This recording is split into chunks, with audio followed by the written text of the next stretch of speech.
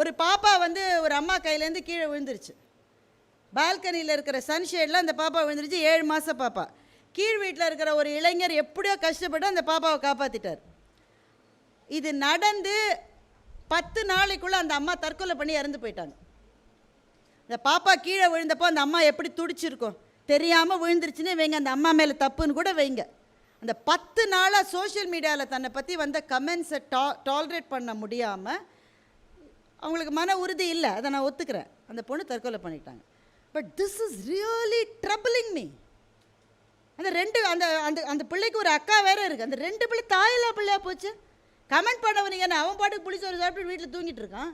இந்த பிள்ளைங்களுடைய வாழ்க்கையில் அப்போ சோஷியல் மீடியா என்ன மாதிரியான இம்பேக்டை கொடுக்குதுன்றது it is really troubling me. உங்கள் ஒவ்வொருவருக்கும் உங்களை ட்ரபிள் பண்ணுற ஏதோ ஒரு விஷயம் இருக்கும்.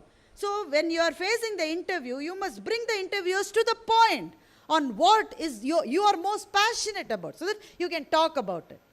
அந்த அந்த அந்த டிஸ்கஷன் பார்த்தை வந்து நேவிகேட் பண்ணுறதுன்றது ஒரு பெரிய டேலண்ட். உங்களுக்கு இங்கே பயிற்சி கொடுப்பாங்க. அதுக்கு எல்லா கேள்விக்கும் நம்ம பதில் சொல்ல முடியாது சாமி.